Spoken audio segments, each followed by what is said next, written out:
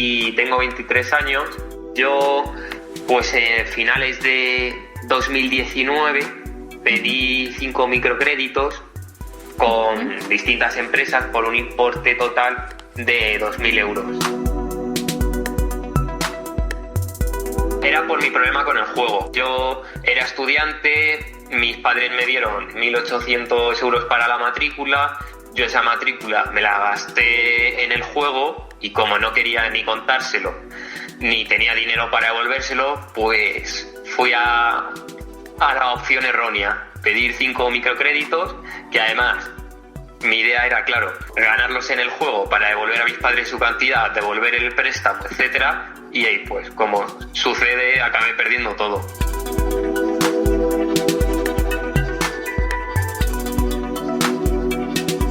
El sobreendeudamiento es el virus financiero del siglo XXI, un problema que sacude con fuerza los cimientos de las economías domésticas en tiempos de pandemia, pero tiene solución. Estoy trabajando pues a jornada parcial y estudio, así que todo ya está en cauce, porque además pues ya he devuelto los préstamos.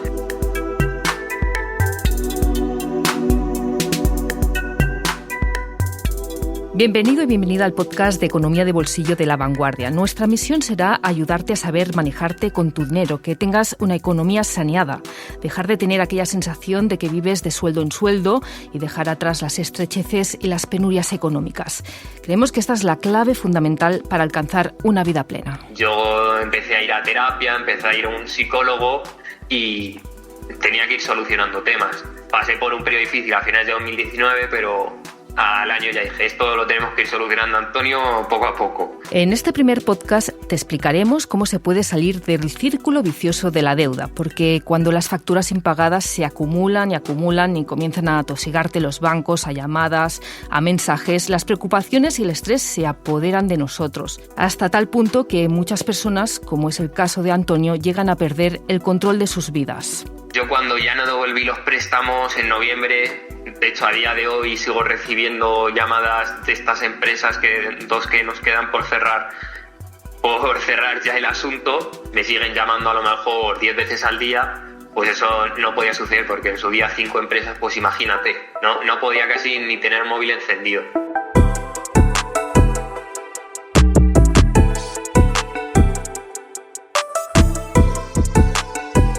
Para volver a coger las riendas de su vida, lo primero que hizo este joven fue llamar a la puerta de la Asociación de Usuarios Financieros, ASUFIN, una entidad especializada en proteger y asesorar a los usuarios de entidades financieras. Patricia Suárez es la presidenta de la asociación.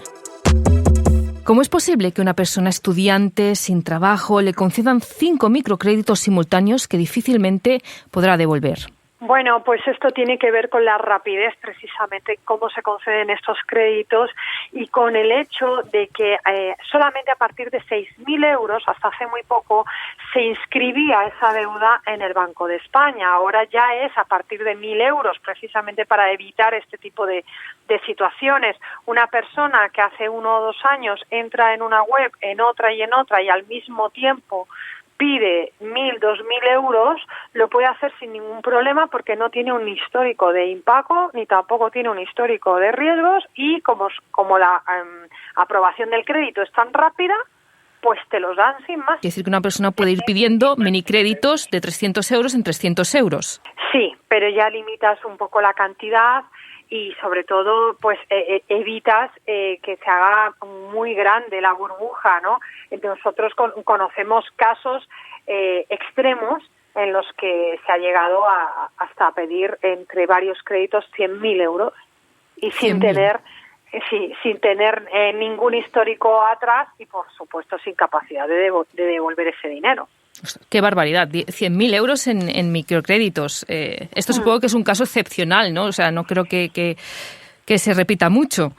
Es muy excepcional y además era una persona que no llegó a nosotros, o sea, conocimos el caso que pretendía realmente estafar y quedarse con el dinero, pero lo que puso de manifiesto, lo que probó con esta acción, es que se podía hacer, que el sistema lo permitía. Cuando una persona llega al punto de no poder hacer frente a sus deudas, ¿cómo debería abordar el problema? Bueno, lo primero que nosotros hacemos en Asufin es estudiar qué deudas tiene y si han sido comercializadas correctamente, con toda la información, si no hay cláusulas abusivas, si no hay usura. Porque en el caso que es desgraciadamente muy mayoritario de que tengamos situaciones de falta de transparencia o de usura, podemos reclamar. Y entonces limitar o minorar la deuda porque limitas los intereses. Si ya te ha desbordado tanto como sucede algunas veces en los que ya también está implicado un negocio o hipotecada tu casa y ya no, incluso reduciendo la usura tampoco podrías devolver la deuda, entonces ya activamos lo que se llama el mecanismo de la segunda oportunidad para intentar zanjar las deudas poniendo encima de la mesa pues todo tu patrimonio y volviendo a empezar de cero. Vosotros en la asociación habéis realizado recientemente un barómetro que apunta a una tendencia preocupante. Casi un 20% de los encuestados tiene la intención de pedir un préstamo y de ellos la mitad lo hará para pagar deudas. ¿Por qué preocupa tanto este resultado? ¿Cuál es el problema? El problema es que la recuperación de la crisis, que todavía no ha llegado, va a pillar a muchísima gente con una deuda que no va a ser capaz de devolver. Y esto se ve precisamente en esta intención de pedir dinero para devolver dinero, no para irte de viaje o para hacer una inversión en un negocio, para emprender, no, sino para devolver las deudas que ya tienes.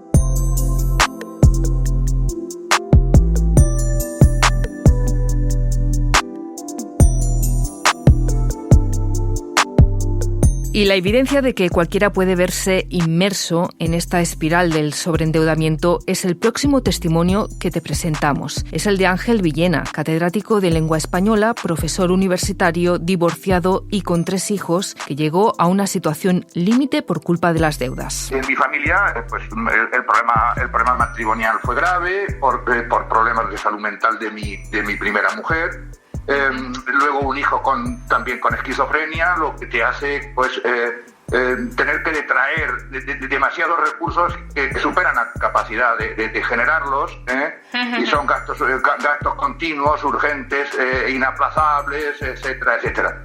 Los cauces de financiación te van rebasando. Recurres a una financiación aparentemente fácil e instantánea, pero eso ya no es sino el principio del fin. Llegué a tener 10 o 12 minicréditos, pero que estaban en espiral, es decir, que tenía que pedir a uno para pagar a otro, luego pedir más, porque al principio empiezas con 200 o 300 euros, pero luego para pagar, para atender tus necesidades continuas, porque van multiplicándose esos gastos financieros, etcétera, etcétera. Pues tú llegas al cabo de un mes y puedes de los, 2.800 o 3.000 euros netos que ingresaba yo, pues tener pagos comprometidos de 4.500. Afortunadamente, Ángel se puso en manos de asesores para recuperar por la vía de la reclamación extrajudicial y judicial una parte del dinero que destinó a pagar comisiones e intereses abusivos de los minicréditos que contrató. En total asegura que ha conseguido recuperar más de 30.000 euros. Mi vida ahora es simplemente normal, es la de una persona recién jubilada que tiene inquietudes intelectuales, que lee, que empieza a saborear lo que lee, que puede pagar lo que debe en su momento y que la casa en 6 años estará pagada del todo. Por último, Ángel lanza un mensaje para la gente que se encuentra en su misma situación y no sabe cómo superar el problema. Les aconsejo que primero no hagan como el que se droga y se engaña a sí mismo y piense que va a controlar la situación y va a salir. Por lo tanto, que ante una, por muy angustiosa que sea la situación, ante una oferta financiera que no se ajusta, digamos, a la legalidad ni a las condiciones financieras normales, que nunca la suscriba.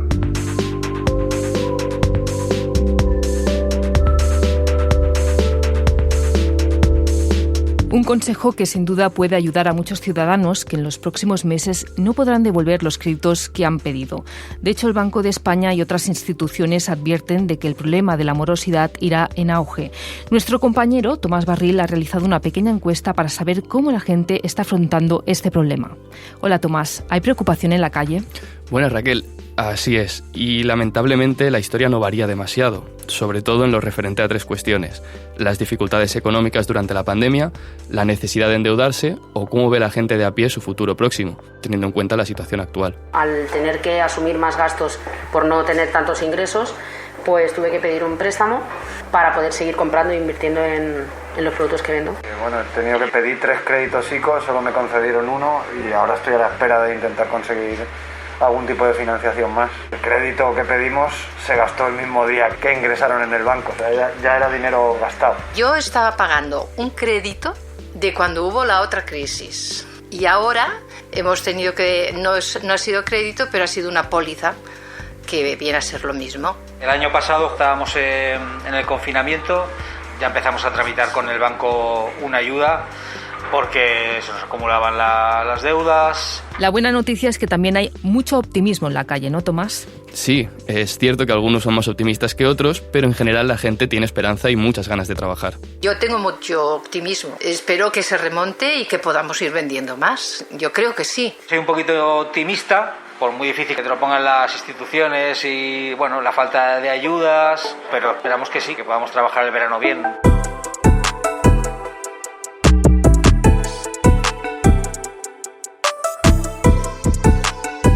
Para tratar el tema desde una perspectiva más humana, conversamos a continuación con un experto en psicología económica. Se trata de Vicenç Hernández Reche, con más de 20 años de trayectoria en el sector financiero. Él es economista, doctor en psicología económica y nos va a explicar cómo podemos salir de esta espiral. En primer lugar, ¿cómo ves esta opción de contratar préstamos para pagar otras deudas por tal de capear los tiempos de crisis que estamos atravesando? Bueno, hay que ser especialmente cuidadoso con esa opción. Sí que puede ser una opción última en un caso muy desesperado, pero no lo podemos coger como una metodología habitual. Hay que entender que cada vez que refinanciamos deudas, la carga de intereses cada vez es mayor. Se hace una pelota en un efecto bola de nieve, porque cuando yo pido un préstamo para refinanciar deudas, lógicamente el tipo de interés cada vez es mayor, porque quien me deja dinero cada vez está asumiendo más riesgo por dejarme ese dinero. ¿Qué otras soluciones podríamos adoptar en una situación como esta? Cuando hablamos de una situación de déficit, como no podemos ingresar todo lo que nos gustaría, donde sí que tenemos mano es en los gastos, ya que es aquí donde se tiene que actuar más, ¿no?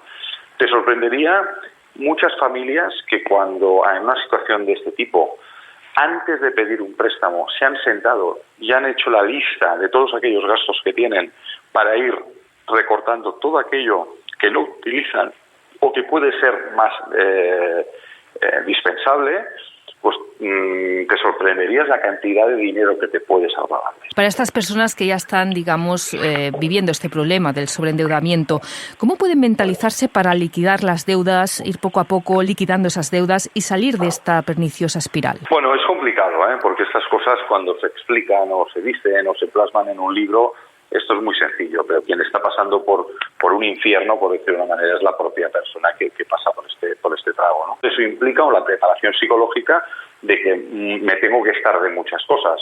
Aquel capricho que antes me daba, pues ahora ya no me lo puedo dar. O aquel capricho que me daba incluso de manera mensual, de manera habitual, pues ahora me lo tendré que hacer de una manera más esporádica. Y precisamente tú tienes un método, ¿no?, para saber cuándo nos podemos permitir aquel objeto, aquel móvil, aquel ordenador que tanto nos gusta. Siempre recomiendo que una cosa es ahorrar, que ahorrar está muy bien y es necesario y hay que tener mentalidad ahorradora, pero hay que disfrutar de la vida. Al final trabajamos para que en determinados momentos darnos un capricho. Y tan malo es no ahorrar nada como tener una vida precaria de ocio por ahorrar mucho, ¿vale? Y por lo tanto, yo lo que creo que muchas veces funciona muy bien es el hecho de otorgarnos premios. Al final nos dejamos de tener una cierta satisfacción emocional cuando realizamos una determinada compra, ¿no? Por lo tanto, al final es decir, oye, yo me marco un objetivo de ahorro, pero si consigo ahorrar esta cantidad de dinero en tal plazo de tiempo, me voy a premiar con una pequeña compra.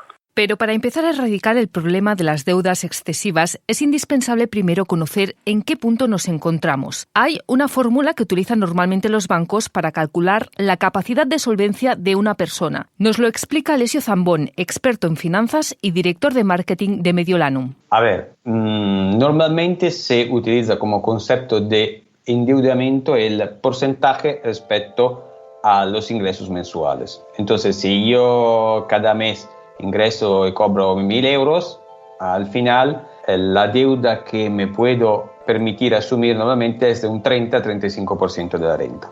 Esto es lo que se entiende como normalmente el indicador máximo de deuda que una persona tendría que asumir.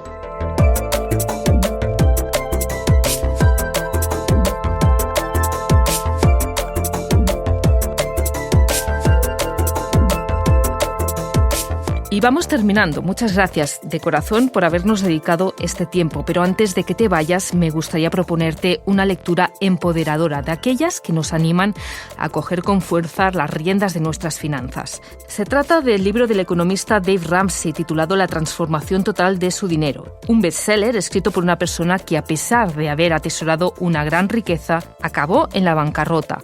Ramsey cuenta que solo consiguió remontar con sacrificio y abordando sus finanzas desde una perspectiva diferente. Me despido con una de sus célebres frases: ganar en el campo del dinero es 80% comportamiento y 20% conocimiento.